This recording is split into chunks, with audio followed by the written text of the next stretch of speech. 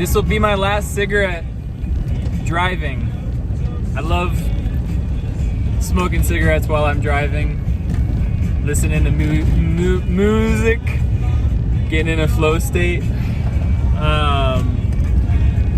This is the year of no smoking for me, though. I turned 25 6 days ago, and my friend brought me some weed, so I've been smoking this week, but I pretty much am out now, and I'm gonna get together with some friends out at this place called Freshwater Bay. There's a cabin out there, and just me and some close friends are gonna get together, and I'm gonna enjoy the last couple days of smoking. Sunday will be my last, and I'm just putting this out there so that I can't back out. No smoke in my lungs of any form for a whole year. I've been wanting for years now to have a better relationship with weed and tobacco, and I'll stop smoking weed for a while and I'll come back to it and I'll use it more intentionally for a little while, and it feels really good to actually relate with the substance that I'm using, and not just using a substance, but to relate to the substance, to be with it, to sit with the spirit of the cannabis and make art or sit out in nature and reflect, meditate. It's the fact that I use it. I don't want to use it. I want to be with it fully, and so I got to cut it out for a while. Start with a blank slate, and slowly integrate it back into my life after a year. Same with tobacco. They're both such powerful plants. This is shit. Good tobacco, though. And I want to change the way that I smoke when I get back to it. I don't want to, I smoke shitty weed way too often just because that's what's available and because I use it as a coping mechanism. Oh.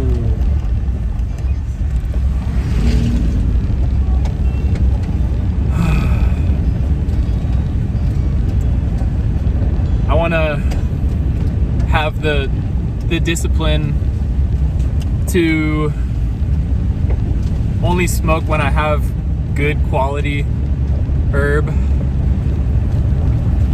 sun-grown, live soil, local if possible. I've been slowly getting better and better at that, and it's all a work in progress, piece by piece. I want to be more in touch with the way that I consume, because it's inevitable, right? We're gonna consume. That's what we do. We're fucking tube worms with arms and legs and a brain. We evolved from fucking worms, and we still have that structure. The skin of your lips and your mouth is the same skin of your fucking butthole, and it's just one big tube that goes all the way down, and it's evolved into this much more complex version of the same thing, of taking in and putting out, eating and digesting and shitting. Whether you're shitting real shit or fucking creativity, new ideas, It applies to our diet, what we consume in that way. It also applies to fucking everything. We're like these sensory receptors, and we're constantly taking in information. And we're so focused on the mental information, which is important. It's a big part of the human experience. And there's so much information outside of the mind. There's so much sensory and emotional information. And the art that we consume, the media that we consume, whatever we consume, it's important that we are in touch with that process of digestion, like actually sitting with whatever it is you're taking in. Sometimes you can't control your environment, and you're forced to be taking in unhealthy information, unhealthy emotions, unhealthy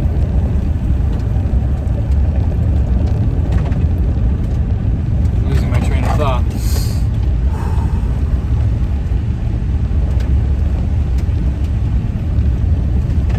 We as humans have the capacity to digest whatever information we're taking in, digest it appropriately, regulate ourselves, and respond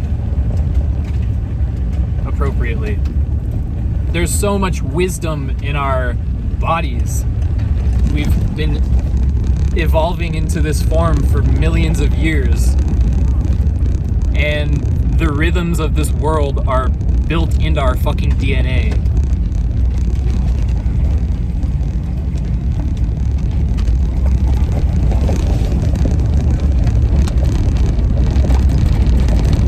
You can look for it all you want. You can try to conceptualize that all you want. And you can make so many maps.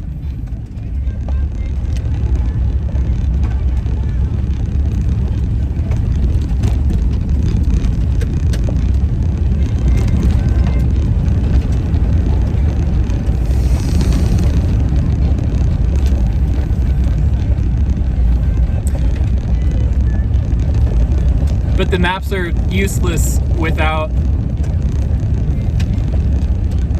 a sensory relationship with the information.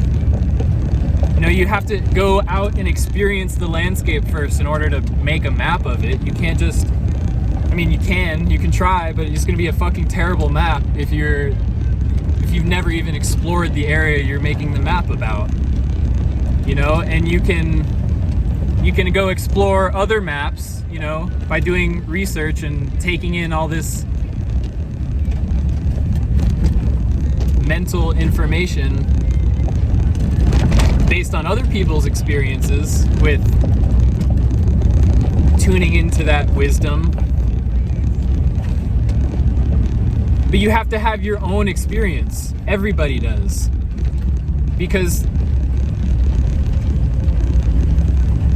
if you're just learning based on other people's experiences, you're just making maps of maps.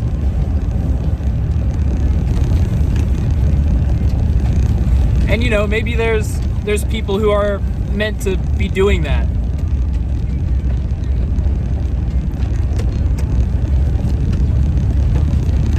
I don't know. I don't fucking know shit.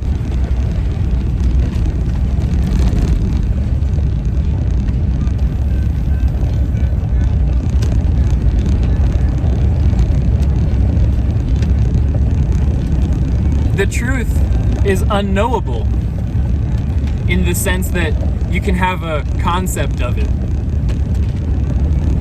that you can map it out. Because any map is merely a symbol pointing at the truth. If you try to map the truth out, and then you're showing the map to somebody, they're just looking at a map. They're not actually seeing the truth. The truth has to be experienced beyond thought. clarity of thought, which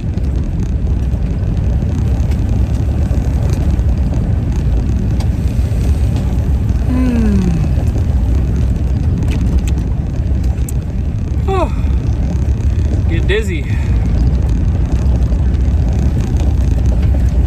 All right, well, that's all for now. I'm gonna check out and just get some nice B-roll footage. I don't want to be on my phone too much for this camping trip. I want to be present with my friends.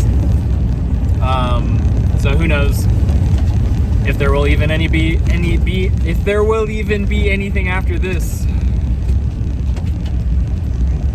Whoa. See you guys later.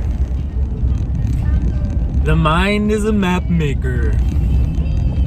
I want to expand on that train of thought. It's something. Get out of the fucking road. Little tiny squirrel doesn't give a fuck. The mind is a map maker. Maps are very important. Without maps, we would get lost a lot more often. Also, sometimes we get lost in the maps and we forget to actually go out and explore the thing that the map is representing and experience it firsthand for ourselves. Science is a very popular map, maybe the most agreed upon concept and measurement of our reality. And there's a lot of value in that system.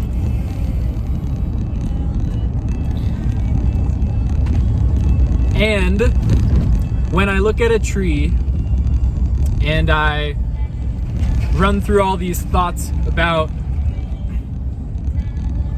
the function of a tree in the forest and the function of the bark on the tree and why it grows this way instead of that way and why the leaves are shaped the way they are. And I can analyze the concept of this thing, but this is all just the map, I'm running through the map in my mind, and the tree is right in front of me, and it exists totally independent from this map that we've created to help us understand it. And it was first our sensory relationship with the tree that motivated somebody to create a system of understanding. Like the experience, the relationship came first, and the symbology and the map came second. And so often in the modern world, we get caught up in these maps. I get caught up in these maps, and I try to do everything top down from the map first, trying to make a map of a thing before I've ever actually been there.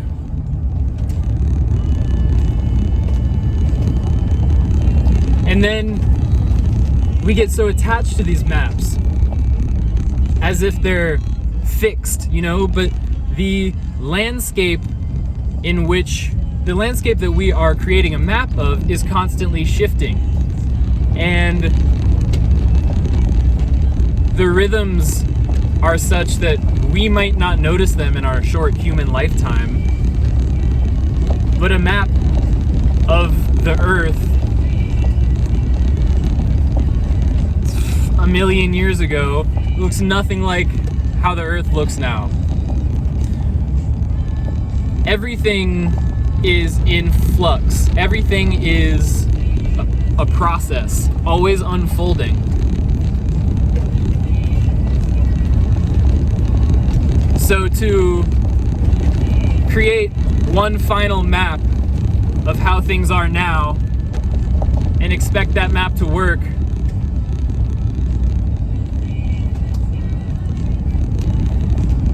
forever and onward in every context, no, it's not going to work like that. So let's shift towards emotions. it's important to map out our emotions so that we can have a kind of personal system that we use to navigate those emotions appropriately, responsibly, so that we can be informed by them and make an appropriate decision based on that emotional information. And this emotional experience, emotion, is a process of waves. It's not a fixed thing. So to create a fixed, rigid map, a fixed, rigid idea of what your feelings mean, is such a disservice to the wisdom that might be coming through those emotions, but you're looking at them through an old lens of understanding these emotions. Because it's scary, it's intense to just be with them as they are in their raw form without trying to label it or make sense of it. It's overwhelming. And because we're so conditioned to process everything up in our mind, it's a big ask to want more people down in their bodies processing their experience with all of their organs, you know, not just the brain.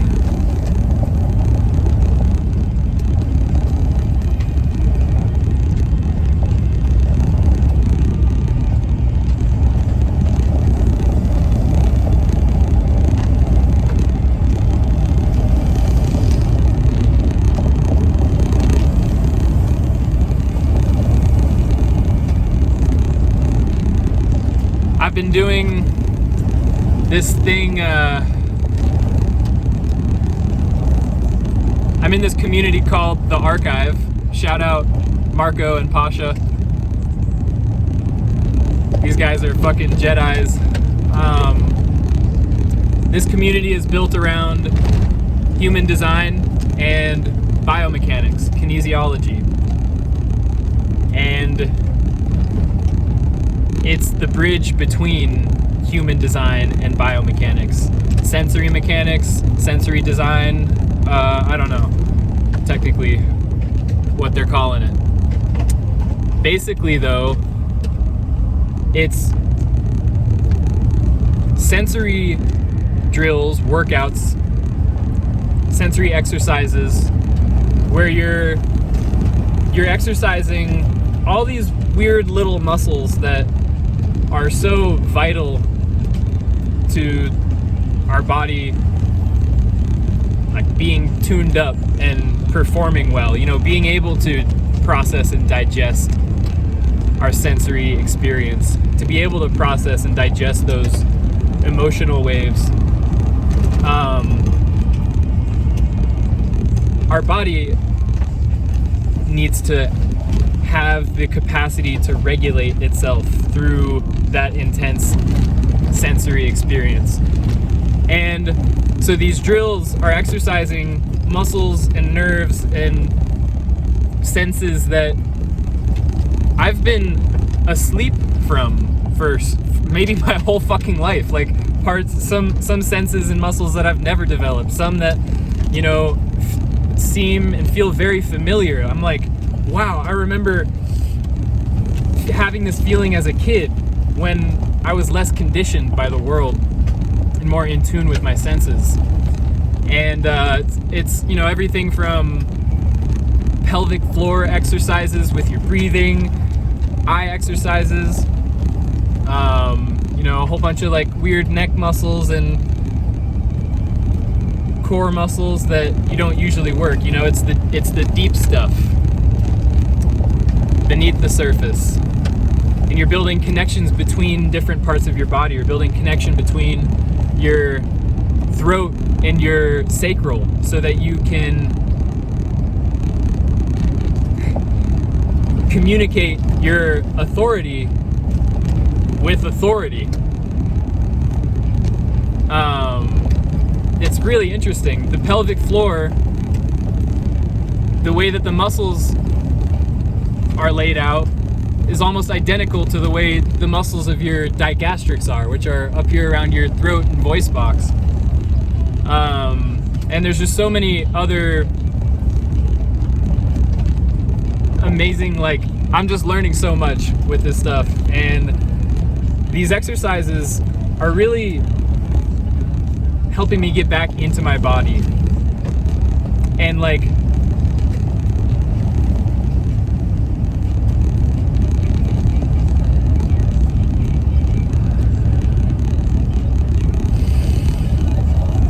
I don't have to think about it so much anymore. I don't have to think about what my gut response is, because that doesn't make any fucking sense. My gut response comes from my gut, not my brain. And I'm a sacral generator in human design. So my strategy is to respond from my gut. My authority is my sacral center. Wow! Fuck, check this out. Would you look at that? I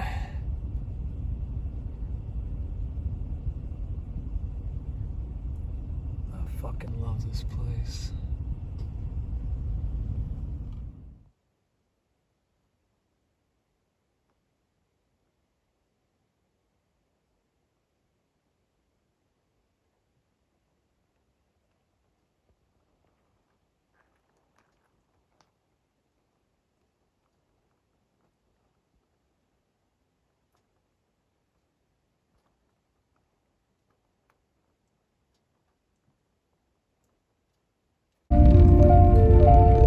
Back to my rant.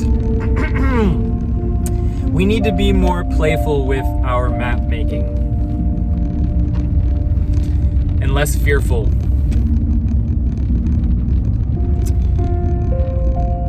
Everybody is gonna have a different map. You know, you can send 100 people into the same woods and have them each make a map, and none of the two maps is gonna look exactly the same. And we need to fucking get used to that. That we can coexist. I can have my map and you can have yours, and we can acknowledge that while our maps may be different, whatever it is that the map is symbolizing is the same. You know, there's all these different ways that people historically have mapped out the experience of what we call God.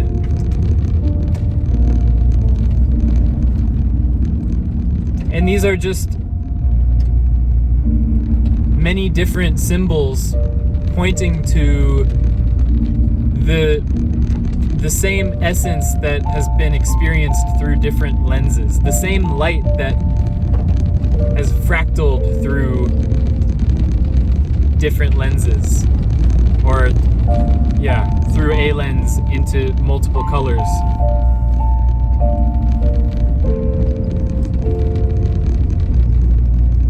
It's like the parable of the blind men and the elephant. There's however many blind men, let's say 3 blind men in a room with an elephant. And they each have their hands on the elephant, and they're arguing about what it is that they're touching. One of them is convinced it's a snake. The other one says that it's a tree trunk. And the third one, I can't remember what he thought it was. But they all thought it was different things. And they're all touching the same elephant and experiencing a different part of it, a different aspect of it. And in this way, all of these systems of religion are concepts, different aspects of the one light, that experience of unity.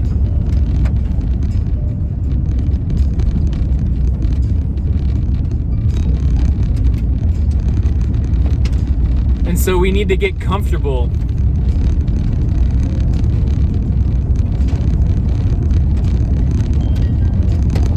with not taking maps too seriously. Seeing their value, honoring them for what they are, and not getting carried away with the way that we map things out. Because in the end, all the maps are gonna burn, all the maps are gonna disintegrate back into the earth. Nothing is permanent, not even our maps. So what's more important than the maps is how well we are at creating them. We need to be in a creator mode where it doesn't matter what happens to our maps or what happens to the changing landscape. We have the capacity, we have the creativity to adapt and make a new map. And remember what we can from the old ones and let go of what doesn't apply anymore.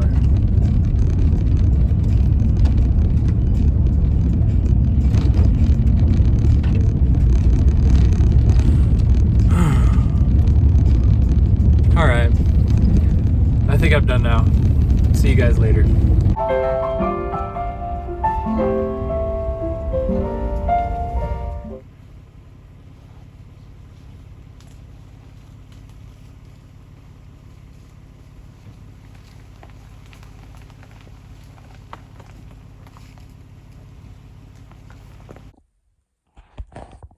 I slept outside last night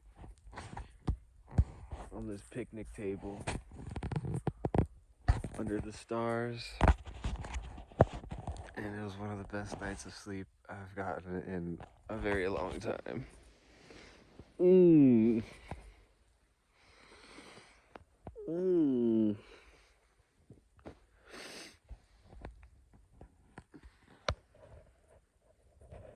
My buddy was on top of his van there.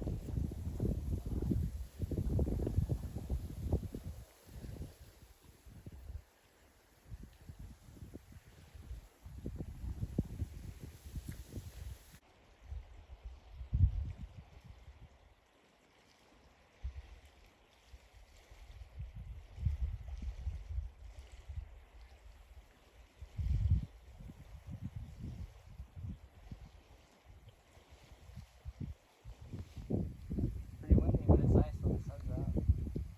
Ooh, we're about to get a good little patch. Like the whole time, but there were these two bears and they were just like hanging out, just eating together. And You think they're siblings when that happens? no, well, these ones that I just saw up close, I have a video of it. They didn't fucking look like siblings. One